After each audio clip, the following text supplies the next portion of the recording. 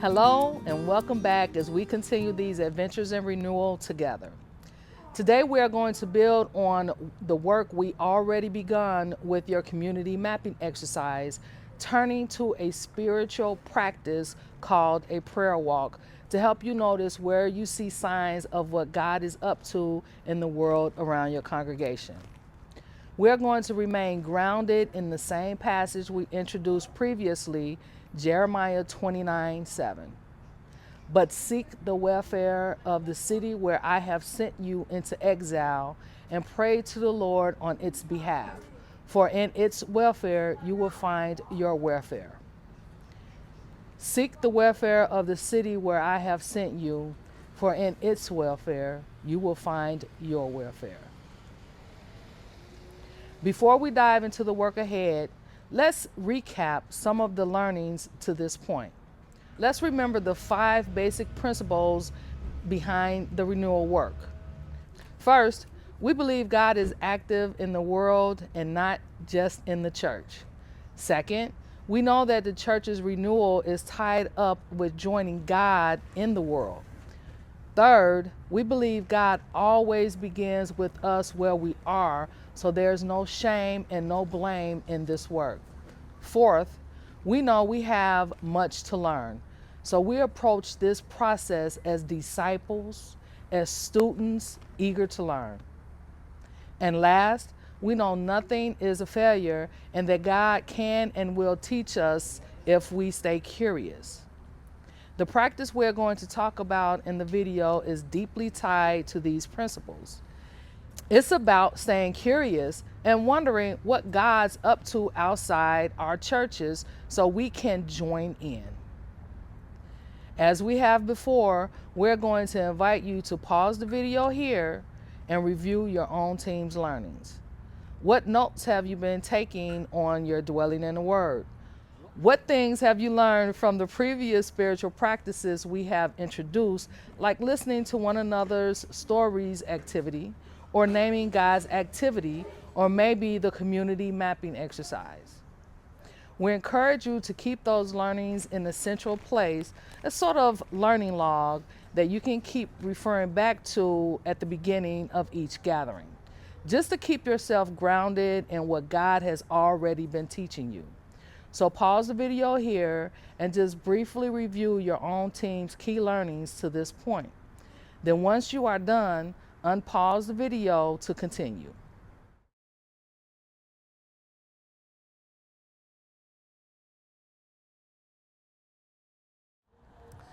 For many years, my family and I lived in the same house. Every morning and every evening, I would breeze through that neighborhood in my car on my way to or from wherever it was I needed to go. But then, we got a dog. Evening walks became a new thing in my life. And I will never forget those first couple of evening walks with our new dog, noticing things that I had never been moving slow enough to notice before. I noticed the rickety fence at the neighbor's house across the street that looked like it came from an old farm property. I noticed the house up the road that had siding falling off and shingles missing, and I found myself curious what the family was going through who lived there. I noticed the house that had a dog on the same length leash all day, every day, so much so that the dog had worn down an arc in the grass as it paced back and forth. All of these things that I noticed made me curious. A few weeks later, I actually asked the neighbor across the street where his old fence came from, which started a beautiful conversation. I got to know the family with the siding falling off and learned what it was that they were wrestling with. They were just grateful someone cared enough to listen. The learning stuck with me, though. If we slow down enough, we will notice things we didn't notice before. I would have told you, even before we got our dog, that I knew our neighborhood really well. But there was plenty I noticed for the first time when I just slowed down long enough to pay attention. By this point, you've built a community map together. The next step in these adventures in renewal will be to choose a section of that map that you want to get to know better and plan a prayer walk together.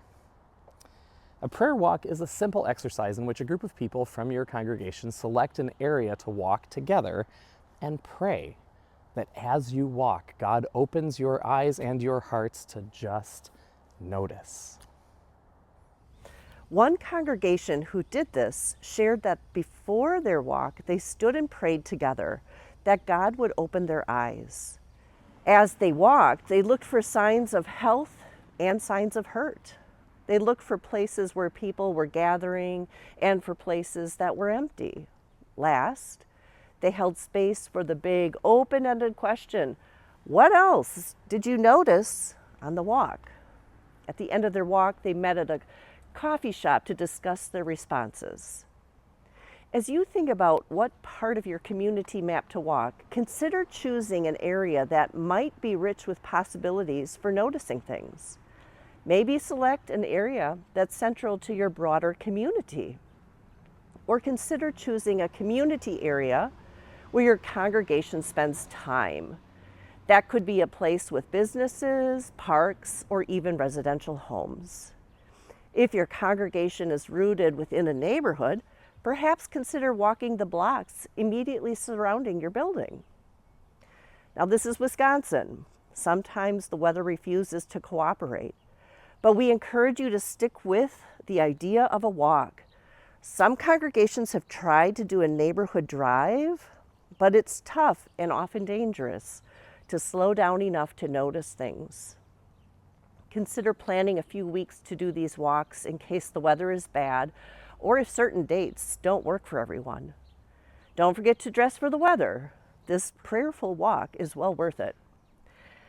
Today, you'll spend part of your time planning this neighborhood walk, taking into consideration what has been shared.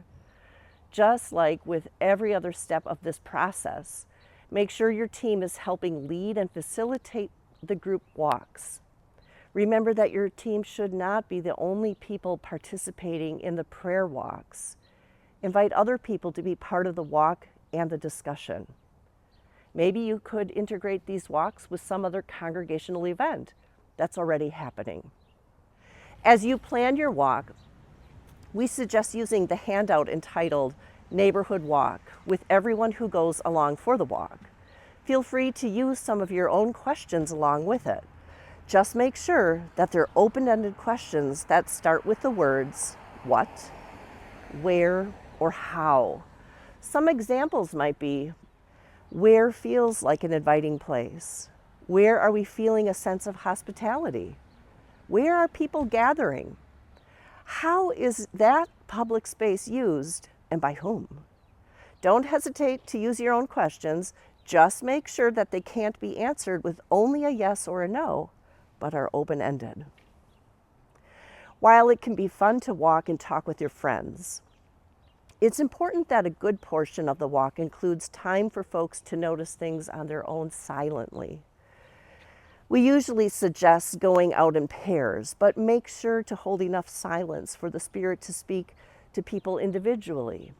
If you hold enough space for silence and reflection along the walk, most likely everyone's going to notice something different, and the final discussion and the learnings will be that much richer. You can pause the video in just a moment and start your planning as a group. Here are some questions to think about. Where and when will you walk? Who else will you invite and how will you invite others? How will you hold space for prayer and open-ended questions both before and after the walk? Once you have those details set, come back and unpause the video for a final bit of learning and a few last bits of field work that your team can play with in the next few months. Now remember, this is an adventure. It's okay to be playful and have fun, especially in the church.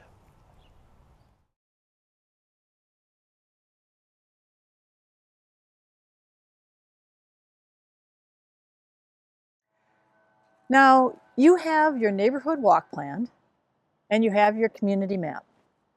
You've been dwelling in the Word and holding space to tell God's stories and name God's activity.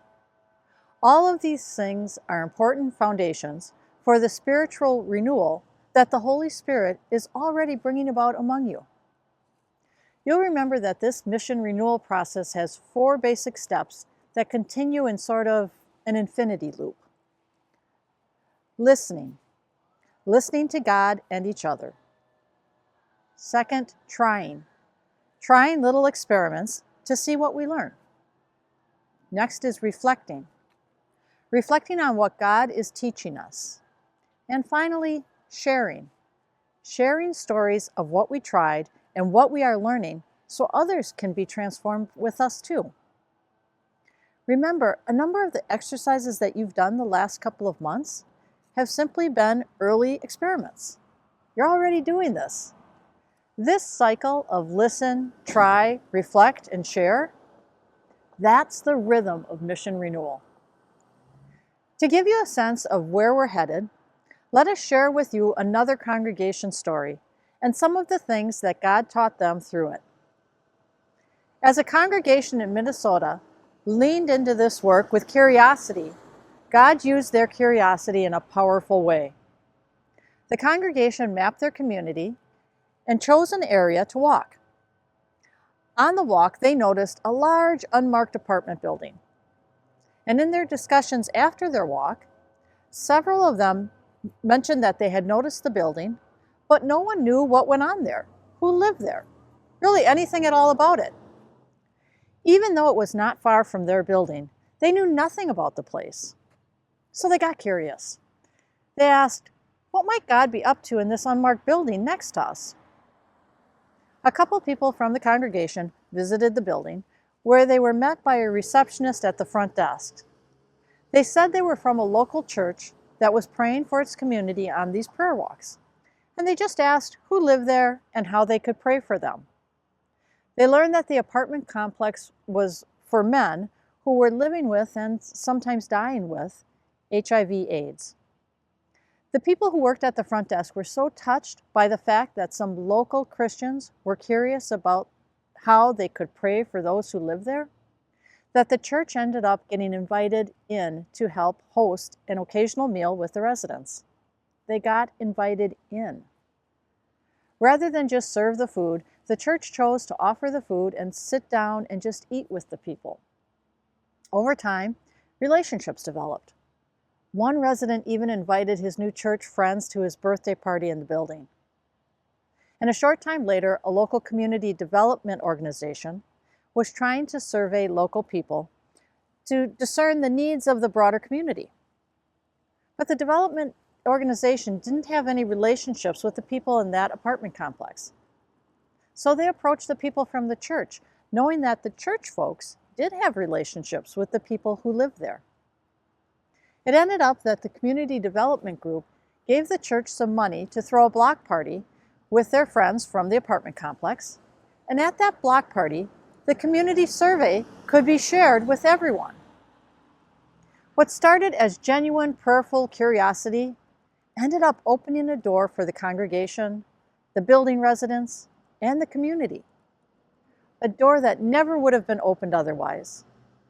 Now, that's just one example of the kinds of things God can and will do with your genuine, curious love for your community.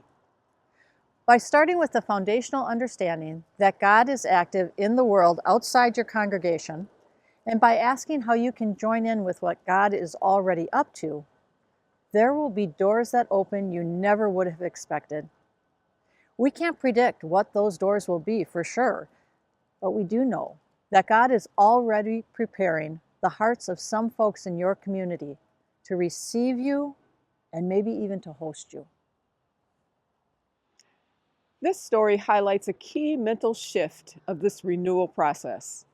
In our typical understanding of church, we have these buildings as great resources, and we're used to hosting most of the things we do in our space, or at least on our property. However, you may have noticed in the story of the apostles in Acts 16, it was Lydia, the outsider, who hosted them. This changes the power dynamic. When you are the host of everything, it means that event is on your turf, which means you hold the power. We can all agree there are plenty of people out there who just aren't comfortable stepping onto a church property for whatever reason. Maybe it's been so long since they've been to church, they now feel a sense of guilt. Maybe they have been hurt by people in a church before. Maybe being part of a church community has never been part of their story. But when church folks humbly step off their own property and prepare to be hosted by the Lydias in their community, the power dynamic shifts. For some people, it communicates that church folks are a part of everyday life with them. And with that, it communicates that God isn't trapped behind stained glass, but is Emmanuel, God with us and in our everyday lives. The shift is key for us. The shift from hosting everything to being hosted in the broader community. The shift from inviting others in to us being invited out, where God is.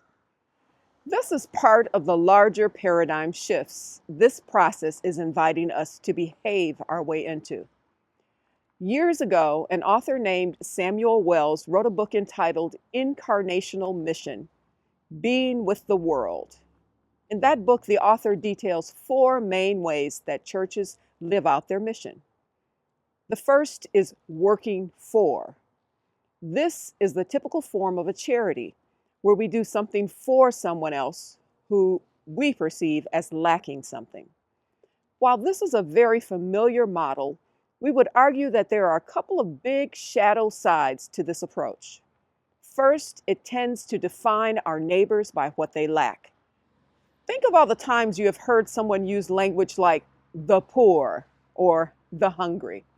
If we pause for a moment, we can recognize that that kind of language actually suggests the person's identity is primarily wrapped around their need. They are identified by being poor or being hungry. But no, they are people first, our neighbors, people who may benefit from a meal, people who may be struggling with insufficient income, people who are trying to get back on their feet. But they are people first and foremost. This working for model also assumes that the organization, in our case the church, has an abundance of something. Sometimes that is true, but sometimes it is not. The second way of living into mission is working with. This looks like the classic community organizing model, where the congregation is a convening place for other partners and the church works with other organizations on behalf of the community. Many congregations live into this model as well, and a lot of good things happen in the world this way. Maybe your congregation has a partnership with a local food pantry or a community agency of some kind that rents space in your building. Maybe some folks from your congregation volunteer with Habitat for Humanity, where you actually work side by side with the new owners of the house to build together. That is working with, and it is deeper and more relational than working for. The third way of living into mission is being for. This is the model of advocacy, where we see our role as taking public positions that advocate for others. Sometimes this is what we must do to follow God's calling, standing on the side of those who are being harmed by systems that must be reformed. But the fourth way of living into mission, and the one that is really at the heart of this process, is being with. This is the model of incarnation. Being with is marked by presence, relationship, listening, story sharing, participation, and wonder. Now, it isn't that working for, working with, or being for are bad models for mission, but we would argue they always come second. Being with is where Jesus starts. The overwhelming majority of his ministry is in that model of being with. He shows up where people are already gathering. He eats with them. He builds relationships. He listens and shares stories. He is Emmanuel, God with us. So it may be that charity, community organizing, and advocacy are things that may develop in your congregation's future, or maybe they are already an important part of your present reality. But in this mission renewal work, we are acknowledging that all of it begins with relationship. All of it begins in being with people. And that kind of being with is our goal for this renewal process. Maybe God will grow the relationships into more in the future. But as we seek to listen, try experiments, reflect on those experiments, and share what we are learning, our first goal right now is to be with people where they are, and then follow the Spirit's lead from there. This brings us to an important moment in the renewal process. We have focused a lot on listening to God through dwelling in the Word, listening to each other through sharing spiritual stories, listening to the neighborhood through mapping and prayer walks. All of these practices form the first steps of renewal. Now we encourage you to take a break from these videos. Work with your mission coach for several months to continue to collate the learnings. Continue dwelling in the Word. Continue inviting people to share God's stories and help people practice naming God's activity using the exercises we've already talked through. Keep finding fun or creative ways to communicate what your team is learning with the broader congregation. And most of all, keep asking the question, what might God be nudging us to consider? Once you and your coach have a sense that you have listened long enough to get some nudges toward still deeper listening, then we invite you to return to these videos. The second phase of the process is about designing and carrying out listening experiments in the broader community to see what it is that God is teaching you through those outside your congregation and how what you are learning might change you and connect you more deeply with those outside the church. Scott Cormode, another author we have learned a lot from, once said, "If you haven't been changed, you haven't listened long enough."